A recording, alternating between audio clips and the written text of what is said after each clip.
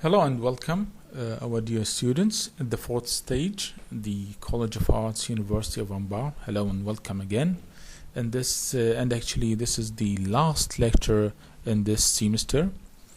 And today, inshallah, in this lecture, we'll try to cover the problem of translating polysemous words, or the problem of translating polysemy. So what is polysemy? Actually, it's a word with more than one meaning.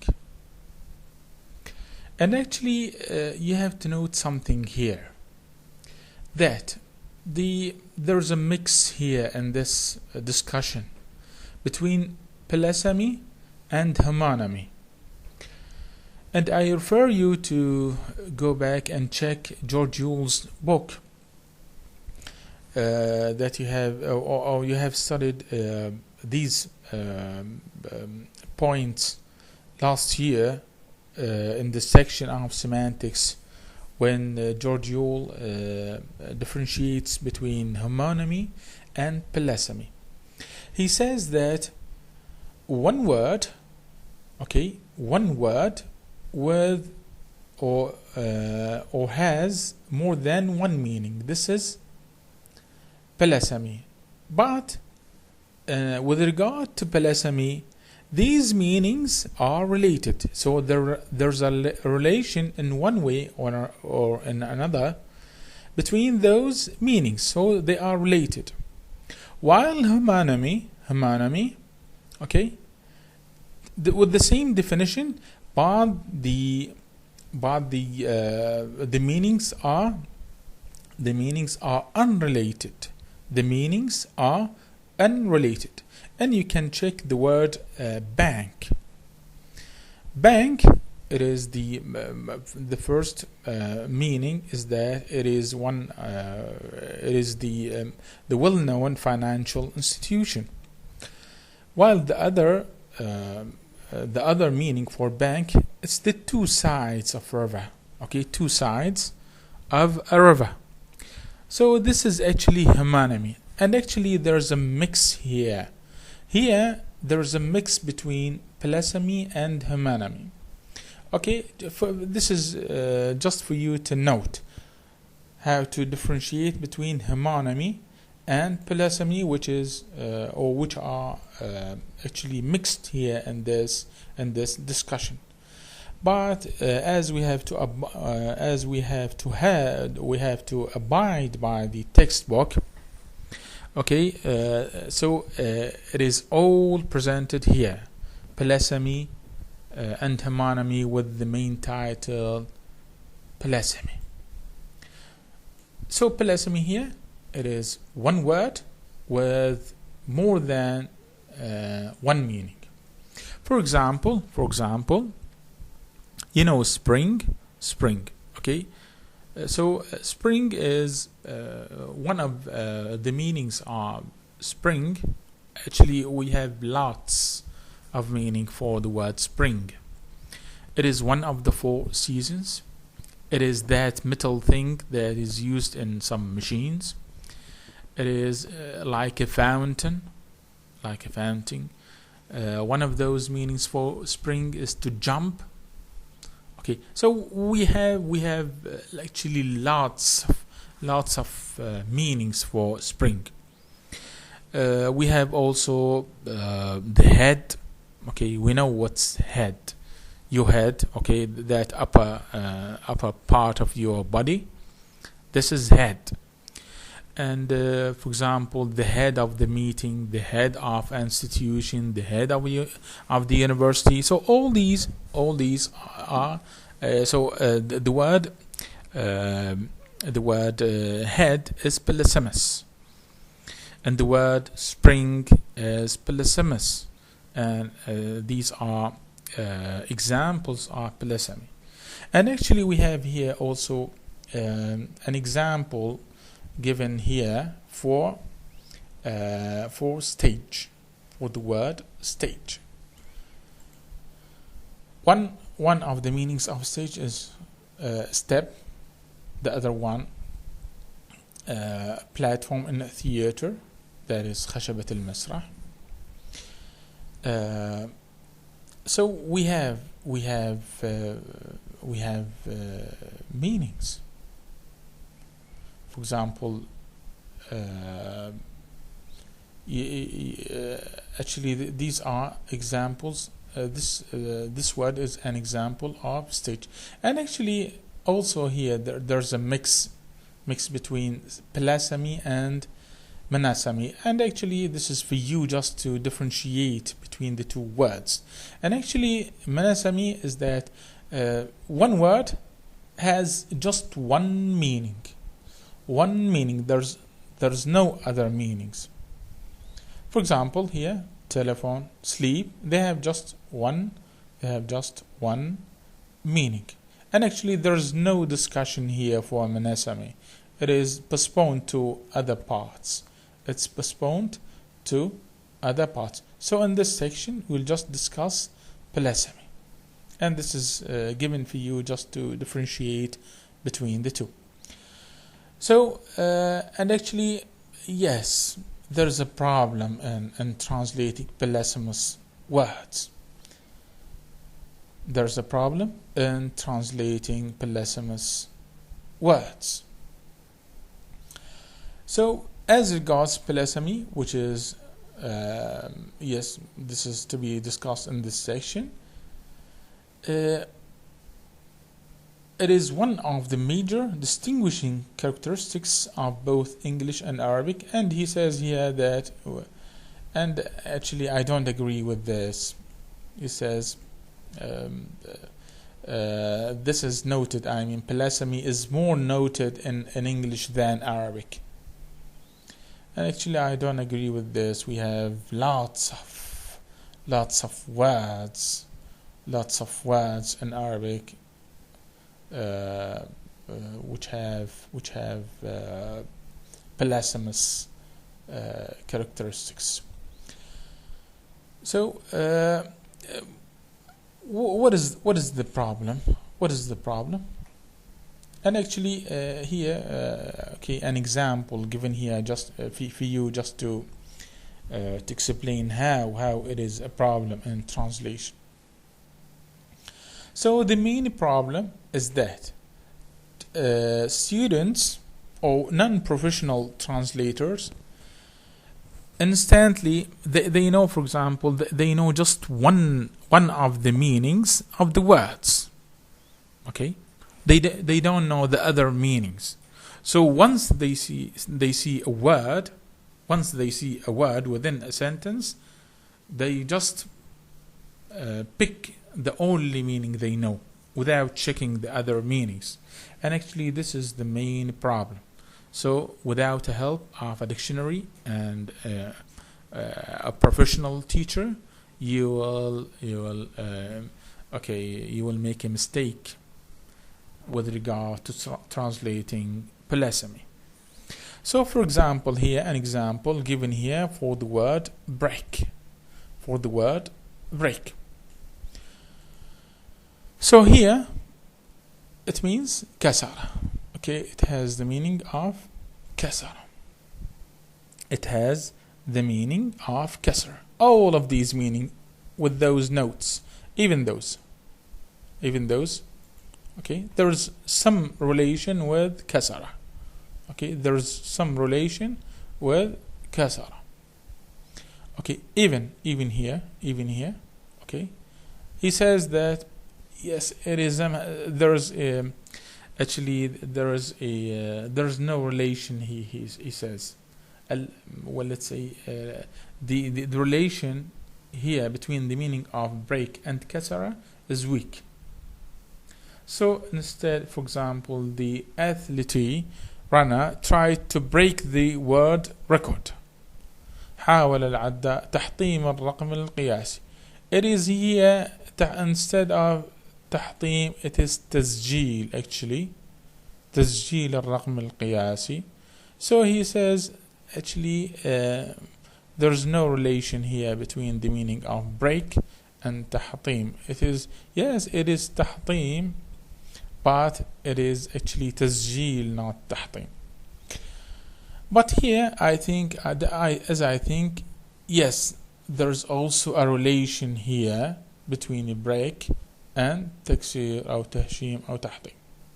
Even those words, even those actually meanings, which the writer says there's no relation between the meanings presented here in those sentences and its translation and its meaning and the translation.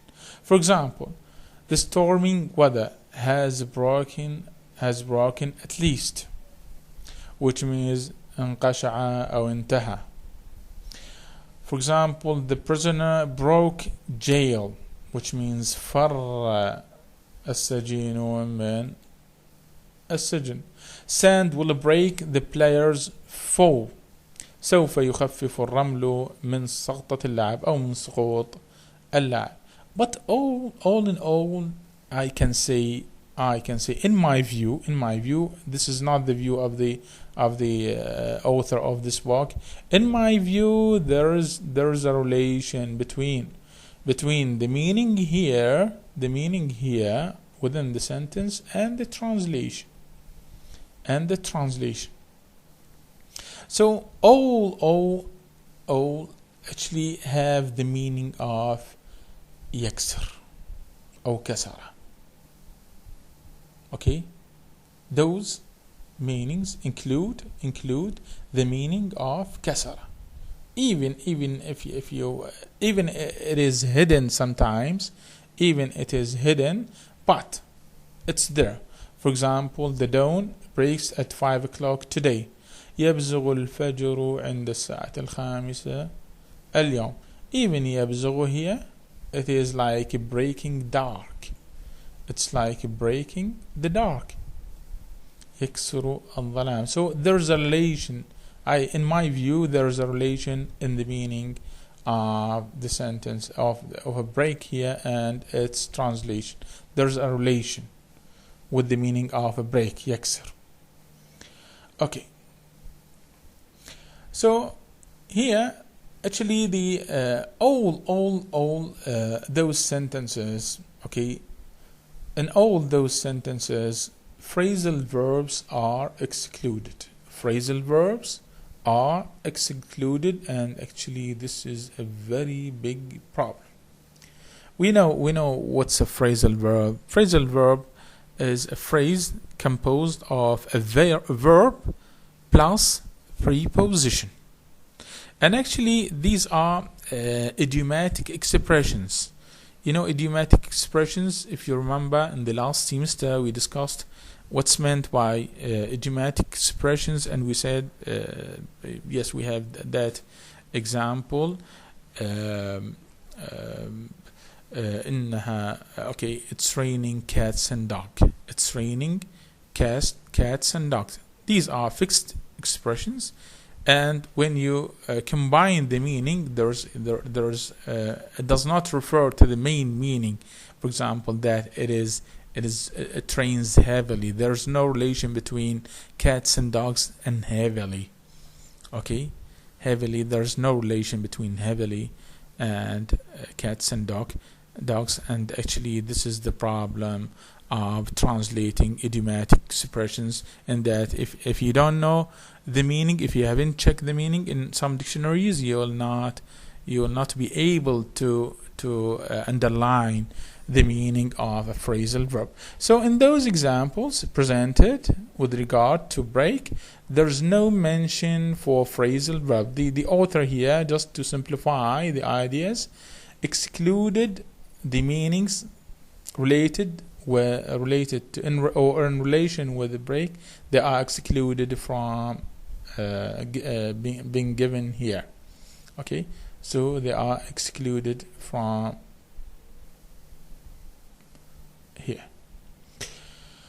So these are problems. Why? If you don't know the meaning here, we have some meanings are easy to be identified. But other meanings, okay, for example, go break a leg, okay, أتمنى لك حظا سعيدا. Okay, if you don't know the meaning of break here, go break a leg. Okay, if you haven't checked this meaning before, you will not be able to identify that it means أتمنى لك حظا سعيدا. Okay, so some meanings are easily identified, but others they are not, unless you check the meaning or check out the meaning in a dictionary. So what are the possible solutions for the problems of translating blasphemous words? Okay, actually the writer here presented seven steps to to solve the problem of translating blasphemous words. Seven. And actually those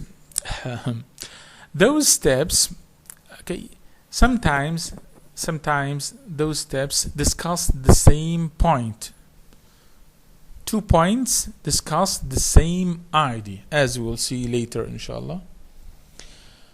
For example, and actually there's another meaning, okay, with the same idea. Sound, same meanings given for or the same explanation or discussion given for the word sound, just for you to know that it is also a blasphemous word. Okay, so we'll go directly to the solution.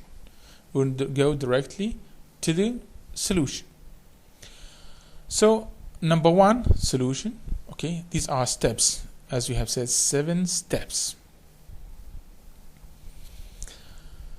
So the first solution is that students are required to bear this in mind when translating a word which seems strange if translated into its common meaning. You have to check the translation. Is it acceptable? You have to know that some words in the language, or actually it's not some, actually a lot of words in the language are blasphemous. So you have to know this is the first point to bear in mind. Okay, and that yes, we have a lot of words that are blasphemous in the language. So this means that it has another meaning. So one word does not have one meaning. Okay, it has more than one meaning, which is different from that well known to them. For example, you know the word novel. You know the word novel. Novel. Novel. One of the meanings of novel. It is that literary art. Novel, riwayah. But the other meaning is new. So you know just one of the meanings of novel. You know riwayah, but okay, you have to know that this word has another meaning that is new. Novel means in many cases it means new. It's not jadid. It's not riwayah. Okay. So here, okay, an example given here. He broke jail. Okay, when you translate it into كسر السجن, okay, it doesn't fit the situation here. It does not fit the situation here. كسر السجن. So unacceptable meaning. So you have to know that it can be translated into فر أو هرب من السجن. You have to check the other meanings for break in a dictionary. Okay, so that the meaning will be acceptable. Okay. The second solution, the text you have, and actually this point number 2 and point number 3, actually they are the same. They are discussing the same point, which means the context. Here it is the text type. For example, when you come across the word spring, already we discussed spring. The word of spring, we said one of the meanings is, okay, one of the 4 seasons. It means also the that metal thing used in machines, النابض. For example, jump, يقفز, fountain, نافورة. These are some of the meanings of spring. When you are reading, for example, a text about a trip, and you have seen a river, and there are some trees, and the weather was good, and okay, when you see the word spring in such a text, you will it is clear that it is talking about one of the 4 seasons, الربيع. It's not talking about النابض, okay, as we say in colloquial language, السبرينج. The same thing applies to the third point. It is about the context, and we mean the context, the surrounding of the sentence, which means to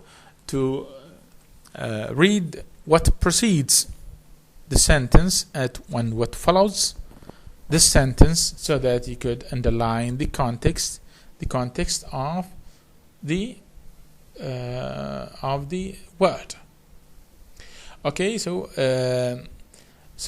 here this point number 2 and point number 3, okay, are discussing the same point.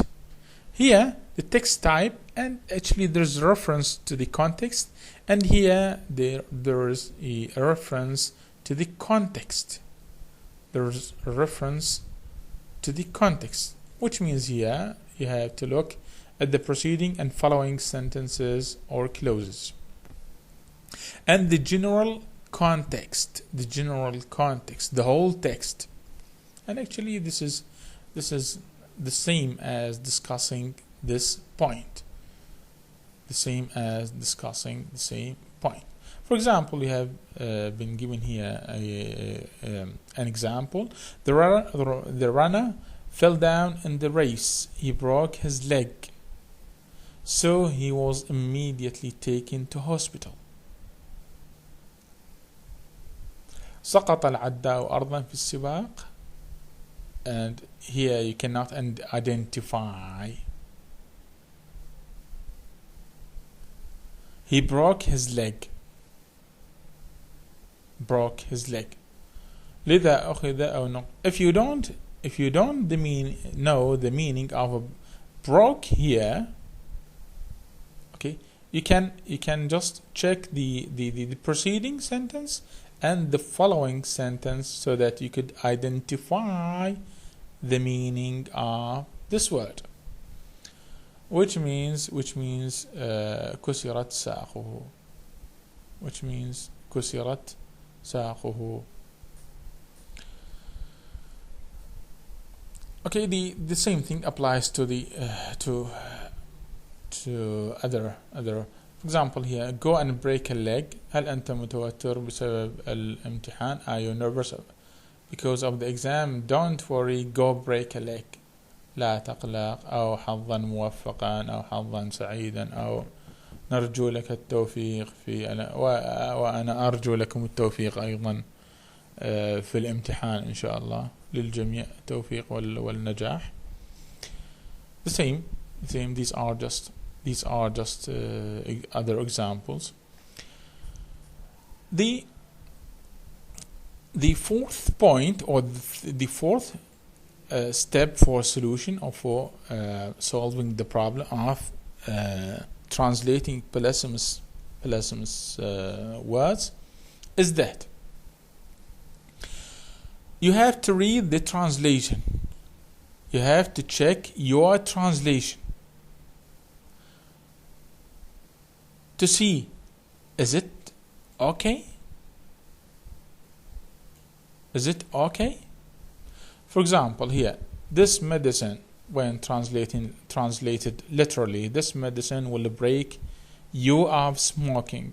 سوف يكسرك هذا الدواء من التدخين. So this sentence does not make sense. And the problem is with the word يكسرك, because it is translated literally without checking the other meanings for break here. Okay. So the meaning of يكسرك here, or break you of smoking, is يخلصك من التدخين. And as you can see, yes, there's a relation, even it is somehow hidden, but there's a relation of breaking here. Breaking your, or to stop your behavior of smoking. And I can see that there's still a relation of يكسر here, though the writer says that it does not make sense, but I can see there is some relation here.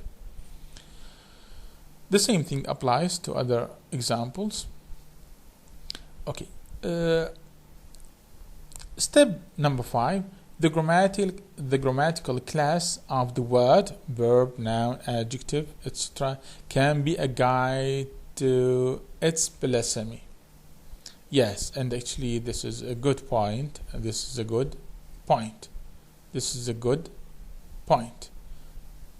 You have to identify for the same blasphemous word. When it is a verb, it has meaning. It has meanings. When it is a noun, it has other meanings. When it is an adjective, yes, it has other meanings. For example, the word sound here, when it is a verb, sound, when you say this paper sounds good to me, يبدو هذا التقرير جيدا بالنسبة لي. So you will not say that sound means here الصوت. يبدو أو التقرير صوت بالنسبة لي. No. Sound means here يبدو. Sound, one of the other meanings for sound also, it is it's not broken. When you say the person is safe and sound, that person is safe and sound. هو بخير وصحة وعافية. هو سليم. هو سليم بصحة. Okay. It does not mean that person هو صوت وآمن. No. It means هو سليم. When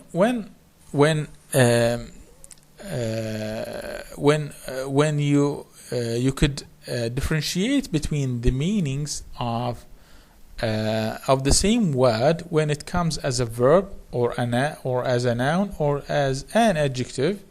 Okay. This is one of the solutions for polysemous word. For example, here sound is an adjective. Sound here is an adjective, which means معتقدات راسخة. And actually sound here, it's not راسخة. Sound beliefs معتقدات سليمة. It's not راسخة here. Sound beliefs, you can go and check the meaning of sound, which means سليم. معتقدات صحيحة أو سليمة. Yes, we can as a matter of style say راسخة, but actually the meaning here is سليمة, not راسخة.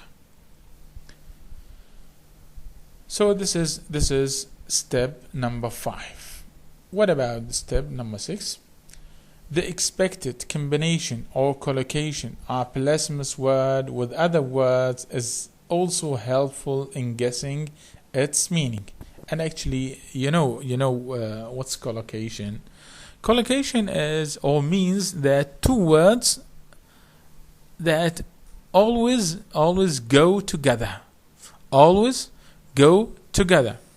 So I can say a handsome boy but a beautiful girl. A beautiful girl but a handsome boy. This is collocation. Okay, the word accepts the combination of some words and does not accept the combination of other words. So this is collocation. So how it helps?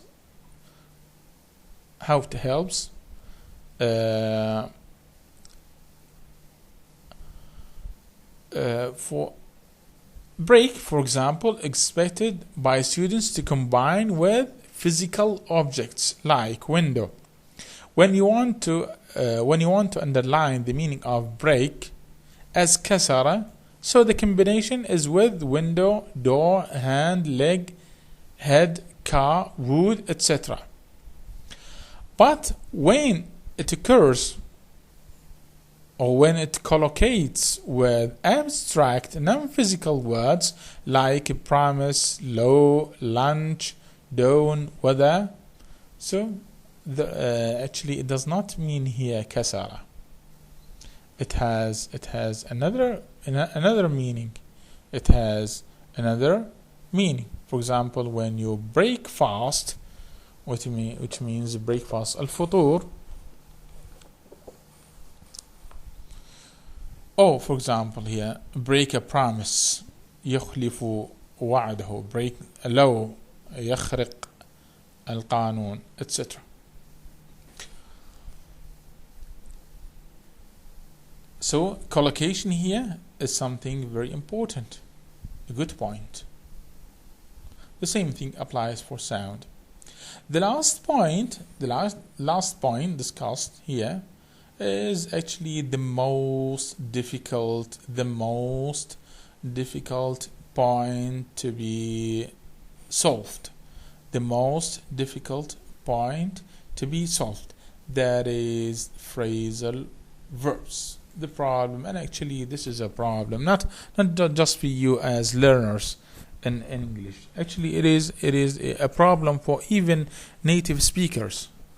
It is a problem for even native speakers. They have a problem with using phrasal verb. And actually, phrasal verbs are informal.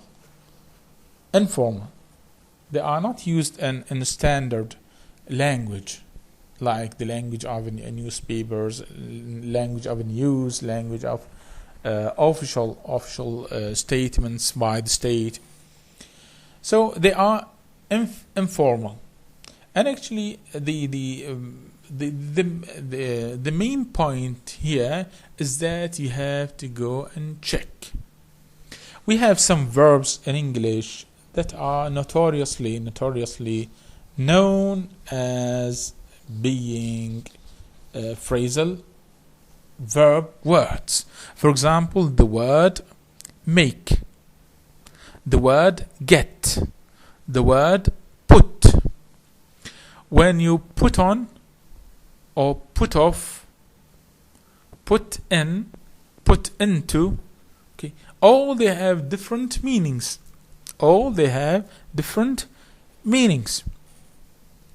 So you have to check meanings one by one. There's no solution. You have to check those meanings in a dictionary, in a good dictionary.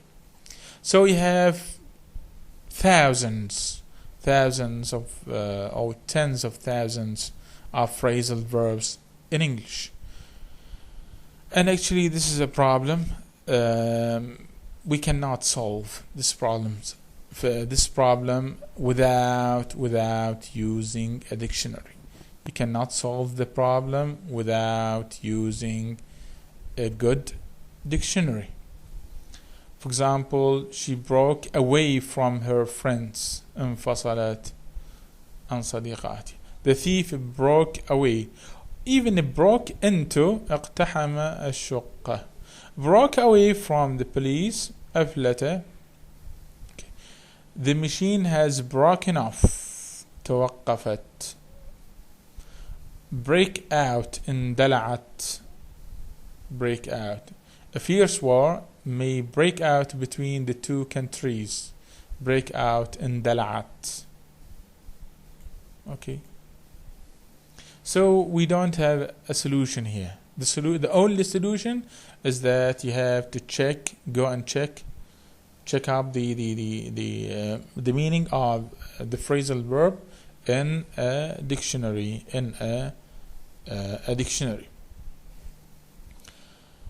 Last, students can distinguish between these two types of verb by looking at the context to find out whether a verb makes sense if translated into its common meaning. And actually, in all the time, with regards to phrasal verbs, it does not make sense. For example, makeup. This is المكياج أو مساحق التجميل. There's no relation between make up يعمل أعلى. These are the word for word translation. يعمل أعلى with مساحيق التجميل. There's no any relation. So it does not in all the time it does not make sense. So the only solution is that you go back and check up the word in a dictionary. If you have a good reference, a good authority, a good teacher, you will be able to ask those teachers, and they may know the meaning of those phrasal verbs, or they can refer you to a good dictionaries with regards to phrasal verbs. And actually we have many dictionaries made by well-known scholars in English specifically for phrasal verbs. And actually every single students of English should have an idea about those phrasal verbs. And actually they are, as we have said, they are informal. Okay, by this we will end our lectures. This is the last lecture for you. I I hope this is useful for you, and inshallah in the coming days we'll try to fix an time for live streaming with you to discuss some points with regards to the final examination and also the report. Okay, until that time, I hope you'll do good. You do good in the exam, and you have to prepare yourself well for the final exam. Thank you very much for listening. Thank you and goodbye.